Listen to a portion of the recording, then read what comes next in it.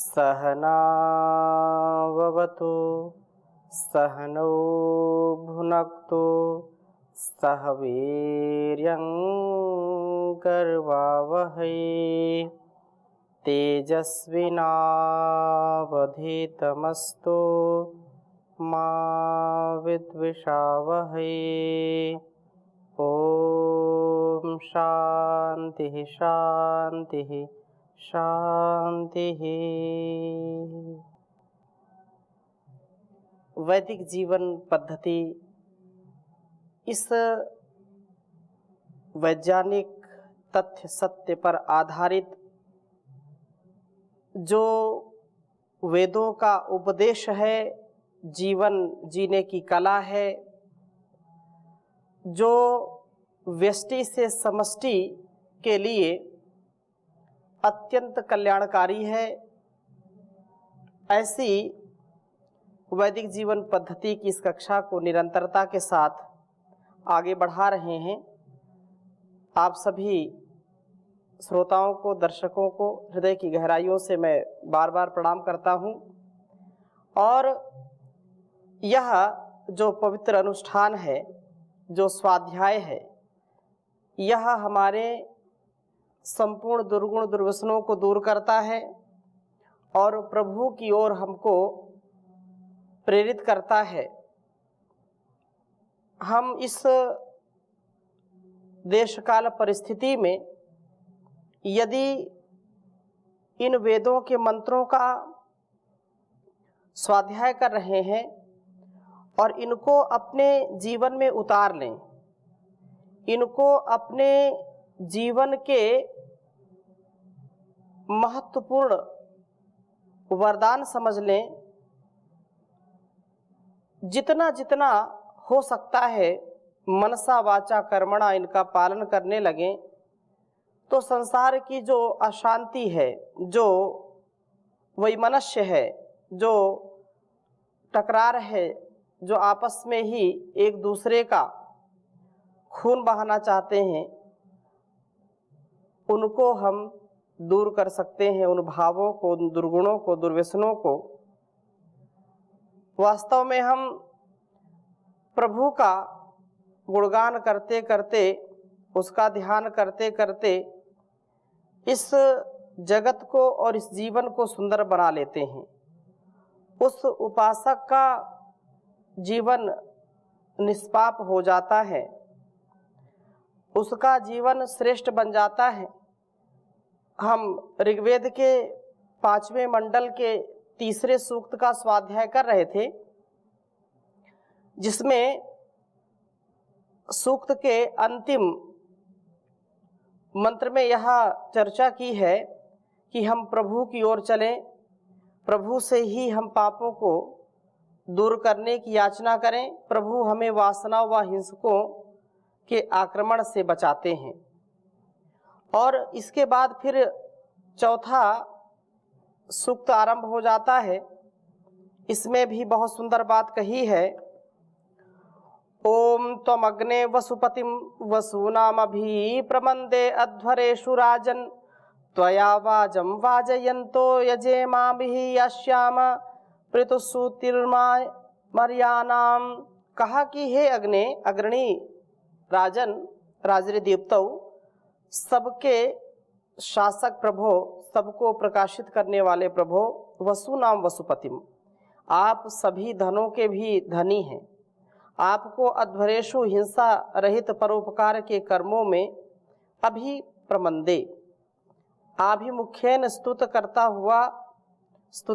हूँ, आपके अभिमुख होता हूँ। आपने ही तो हमारे लिए सब वस्तुओं को प्राप्त आप कराते हैं।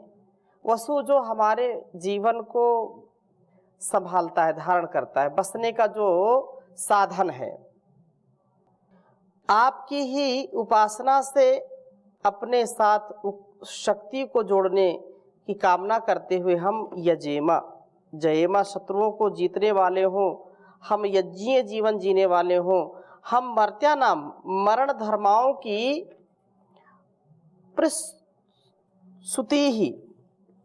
प्रस्तुति ही सेनाओं को अभिश्याम, अभिभूत करके कोई भी हमारे पर आक्रमण ना करे, और आक्रमण यदि करता है तो हम उसका डट कर के सामना करें, उसको पराजित करें। अपनी आत्मरक्षा से अपने राष्ट्र की रक्षा और इस संसार की रक्षा करना हमारा परम कर्तव्य है। इसके बाद दूसरे मंत्र में कहा है कि प्रभु हमें उत्तम अन्न जान प्राप्त कराएं, ताकि हमारा गृहस्थ यज्ञ बड़ी उत्तमता से चले। गृहस्थ की मर्यादा जो है वो अत्यंत महनीय है। हमारा गृहस्थ जितना स्वस्थ रहेगा, गृहस्थ जीवन में जितने हम व्यवस्थित रहेंगे, हम परस्परता का जितना ध्यान रखेंगे, अनुशासन का जितना ध्यान रखेंगे, मर्यादा का जितना ध्यान रखेंगे, उतना ही हमारा समाज, हमारा राष्ट्र भी उन्नत बनता है। इसलिए हम प्रभु से प्रार्थना करते हैं कि हमारा परिवार, छोटा परिवार, बड़ा परिवार, जैसा भी परिवार है, उस परिवार में हम कभी भी अन्न की कमी ना अनुभव करें, अन्न से धन धान से परिपूर्ण रहें, और यह यज्ञी जीवन जो गृहस्थ रूपी जीवन है यह भी बहुत सुंदर बने। रक्षक पावक होता प्रभु, क्योंकि प्रभु रक्षा करने वाला है, प्रभु जो है पवित्र करने वाला है, और वह होता है वह जो सदा ही हमारे लिए हर प्रकार से ये सारा संसार जो यजन के रूप में अयम यज्ञो भुवनस्य नाभि, जो यज्ञ विराट यज्ञ परमात्मा का चल रहा है, उसमें हम सबकी रक्षा हो। तो यह बहुत सुंदर वेद मंत्र है, आपके समक्ष में लिखता हूं, फिर चर्चा करूंगा। ओम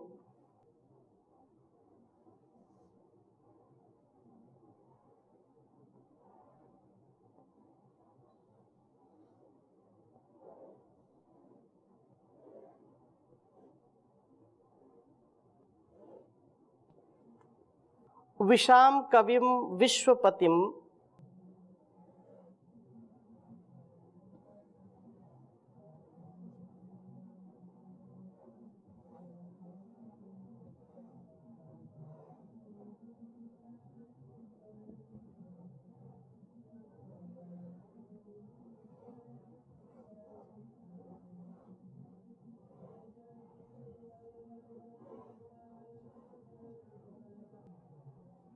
विश्वपतिम मानुषीणाम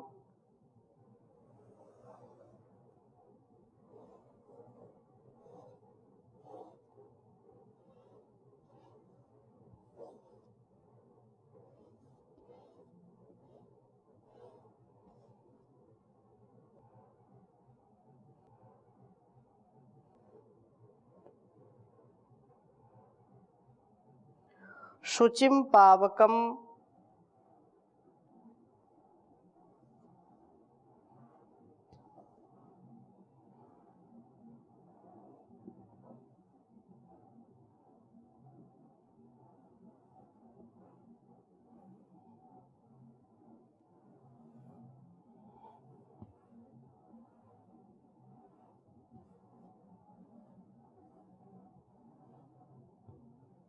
शुचिम पावकम घृत पृष्ठमग्निम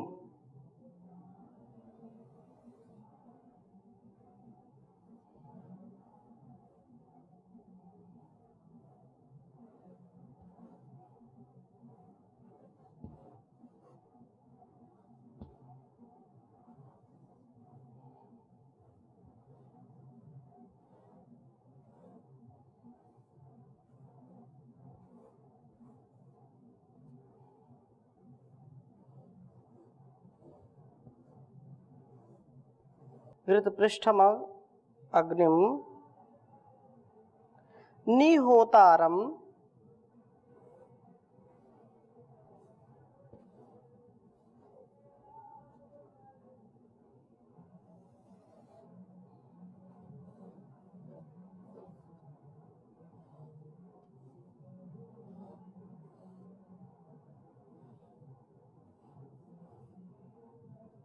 विश्वविदम।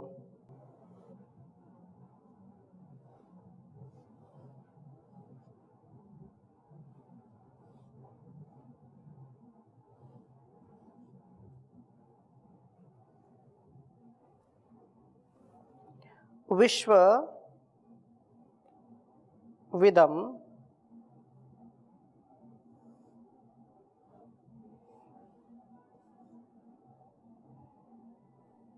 दधिध्वे स देवेषु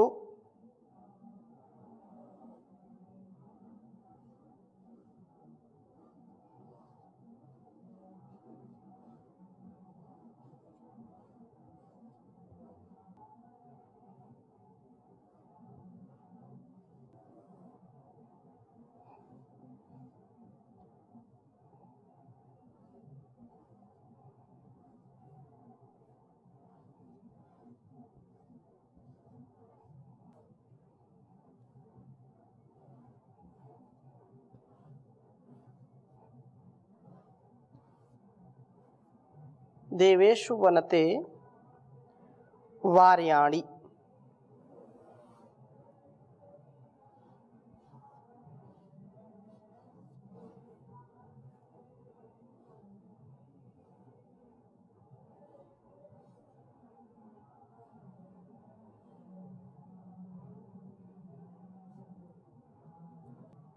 ऋग्वेद के 5वें मंडल का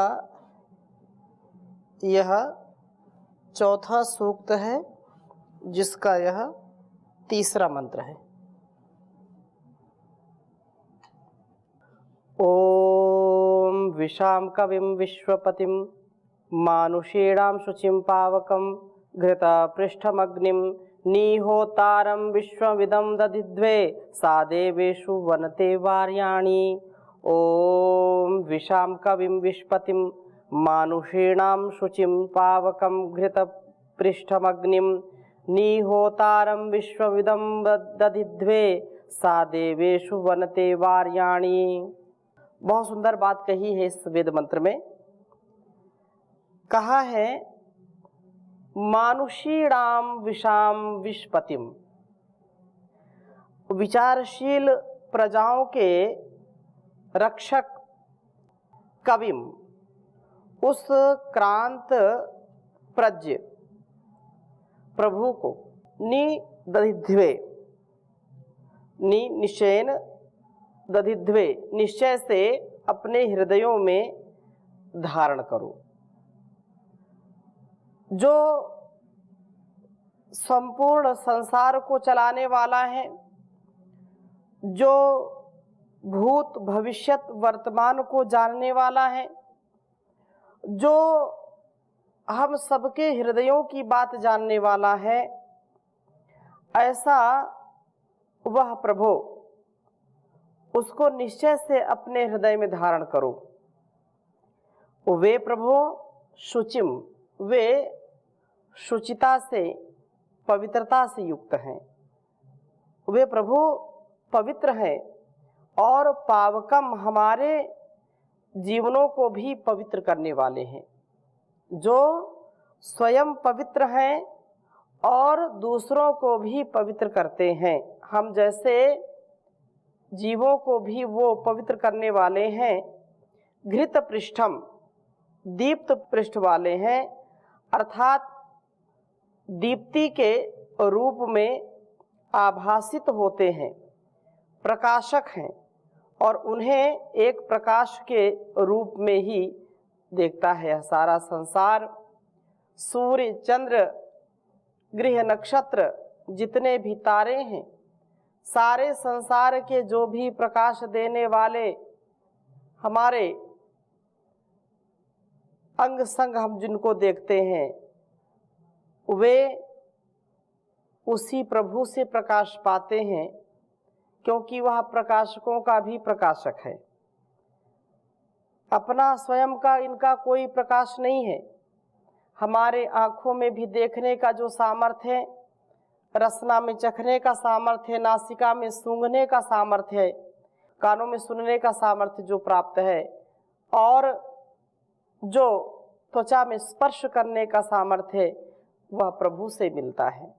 अग्नि में जलाने का, उष्णता का जो स्वभाव है, सामर्थ्य है, जो जल में शीतलता का, तरलता का जो सामर्थ्य है, अग्नि में जो सुखाने का सामर्थ्य है, जो पृथ्वी है कितने प्रकार के अन्न उगाने का जिसमें सामर्थ्य है, रस से भरने का सामर्थ्य है, वह संपूर्ण संसार इस परम पिता परमेश्वर से ही प्रकाशित हो रहा है, प्रभावित हो रहा है, पुष्पित पल्लवित हो रहा है। यह वास्तव में उपासक जो उनको देखता है, उपासना करने वाला व्यक्ति जो उनको अनुभव करता है, विश्वविदम जो प्रभु सर्वज्ञ हैं, वे सदा सर्व ललक सब प्रकार से प्राप्त कराने वाले हैं। स वे ही प्रभो देवेशु अर्थात देवों में वार्याणी, देवों में जो वर्णीय है, देव वो है जो हमको देता है। संसार में जो कुछ भी हम जिनसे पाते हैं वो देवता कहलाते हैं। और देवता जो माता पिता गुरु आचार्य वो भी देवता है, जो अतिथि हैं वो भी देवता है। मातृदेवो भव, पितृदेवो भव, आचार्य देवो भव, अतिथि देवो भव। और जिनसे भी हम पाते हैं, चाहे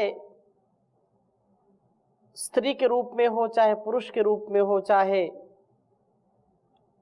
जड़ के रूप में हो, चाहे चेतन के रूप में हो, जो प्रचलित चीजें हैं संसार में, जल देवता है, अग्नि देवता है, वायु देवता है, तो जो देवत्व का भाव रखते हैं, अर्थात जिनसे हमारा ये संसार चलता है, जीवन चलता है, उनसे हम कुछ पाते हैं, इसलिए उनको देवता कह देते हैं। और ऐसा जब हम स्वभाव बना लेते हैं अपना कि हमको इस संसार को देना है, तो देने वाला व्यक्ति बड़ा होता है, लेने वाला छोटा होता है। जो द्योतनात् दानात् जो प्रकाश से युक्त हैं, जो दात्री भाव से युक्त हैं, दाता के भाव से युक्त हैं, वे सब देव कहलाते हैं। देव दो प्रकार के हैं, एक जड़ देवता, एक चेतन देवता।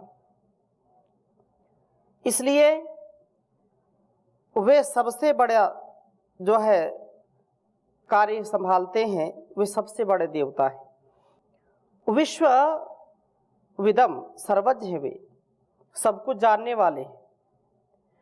वे प्रभु ही देवेशु देवों में वार्याणी वर्णीय वस्तुओं को वनते प्राप्त कराते हैं। सब देवों को देवत्व प्राप्त कराने वाले वे प्रभु ही हैं। जैसे कहा माता, तो मातृदेवो भव कहा है, तो मातृदेवो भव का जो अर्थ है, पितृदेवो भव का जो अर्थ है, कब पूरा होगा? जब वो दाता के भाव से युक्त हो, देने के भाव से युक्त हो। तो माता में भी एक दाता छिपा है, पिता में भी एक दाता छिपा है, लेकिन वो दाता उस विधाता ने विकसित किया है। उस दाता को माँ जन्म देती है, 9 माह कोख में संतान को गर्भ में रखती है, लेकिन कार्य कौन कर रहा है? माँ तो बच्चे का निर्माण नहीं कर सकती कि अब उसकी नाक बनी है, अब आँख बना रही है, अब मुख बना रही है, अब कान बना रही है माँ, अब उसके हाथ बना रही है। ऐसा तो माँ का सामर्थ्य भी नहीं है, बना भी नहीं सकती है। कितना सूक्ष्म शरीर है यह। अब हृदय बना रही है, अब फेफड़े विकसित कर रही है, आंतें बना रही है, ऐसा बिल्कुल नहीं होता। और ना संसार में किसी का ऐसा सामर्थ्य है। उस परमात्मा की ही विशेष कृपा से शिशु 9 माह में पूर्ण विकसित होता है और फिर जन्म लेता है। तो जन्म देने वाली वो माता देवता कहलाती है, लेकिन उस देवता में भी जो सबसे बड़ा देवता है, जो माता है, जो जननी है, जन्म देने वाली है, उसमें भी जो जनने का सामर्थ्य आया है, जन्म देने का सामर्थ्य आया, कहाँ से आया? उस परमात्मा से आया है। इसलिए वो सबसे बड़ा देवता है, वो अधिपति है, अधिदेवता। वह पशुपति है, सबका पशुपतिनाथ वो बोल देते हैं उसको। तो यहाँ कहा कि वह परमात्मा देवत्व को प्राप्त कराने वाला है। पिता में भी पितृत्व का भाव कैसे जागृत होगा? पितृत्व देवत्व कब उसको प्राप्त होगा? जब प्रभु की कृपा होगी, जब अपना सामर्थ्य बढ़ाएगा तभी वह संतान को जन्म देगा, संतान का भरण पोषण करेगा, संतान का हर प्रकार से कल्याण करेगा, उसका रक्षण करेगा। लेकिन वह सामर्थ्य किससे मिलेगा? वह जो जगतपति है, जो परम पिता है, परम पति है, वह। इस प्रकार से सब देवों को देवत्व प्राप्त कराने वाले वे प्रभु हैं। सूर्य आदि को भी यही दीप्त करते हैं, प्रकाश देते हैं। सूर्य का क्या सामर्थ्य, वह प्रकाश कहाँ से लाएगा? प्रभु का ही प्रकाश है उसके अंदर। बुद्धिमानों को यह बुद्धि देते हैं, तेजस्वियों को तेज देते हैं। वे ही सर्वज्ञ हैं, सर्वत्र विद्यमान हैं, सर्वत्र सबकी विजय कराने वाले हैं। इसलिए विदम ददिद्वे सा देवेशु वनते वार्याणी, वो वर्णीय वस्तुओं को प्राप्त कराते हैं जो वास्तव में हमारे लिए कल्याणकारी हैं। प्रभु ही रक्षक हैं, वे हमको पवित्र करने वाले हैं, हर बुराई से बचाने वाले हैं, पाप से बचाने वाले हैं, सर्व प्रदाता हैं, सब कुछ देने वाले हैं। हमारा जीवन और यह जगत उन्हीं की कृपा से चलता है। सब वर्णीय वस्तुएं ही हमको प्रभु से मिलती हैं, प्रभु से प्राप्त होती हैं। हम उस प्रभु के प्रति सजग सावधान होकर के, नतमस्तक होकर के उसकी स्तुति प्रार्थना उपासना करें और इस संसार के वासनाओं से बचें, क्योंकि यही है वह सबका पिता है, जो सबका पालन पोषण करने वाला है। तू है सच्चा पिता सारे संसार का ओम प्यारा, तू ही है रक्षक हमारा। चांद सूरज सितारे बनाए, पृथ्वी आकाश पर्वत सजाए। अंत आया नहीं तेरा, पाया नहीं पारवारा, तू ही है रक्षक हमारा। पक्षी गण राग सुंदर है गाते, जीव जंतु भी सिर है झुकाते। उसको ही सुख मिला तेरी राह पर चला जो कि प्यारा, तू ही है रक्षक हमारा। पाप पाखंड हमसे छुड़ाओ, वेद मार्ग पे हमको चलाओ। लगे भक्ति में मन करे संध्या हवन जग ये सारा, तू ही है रक्षक हमारा, तू ही है रक्षक हमारा। ओम शांति शांति शांति।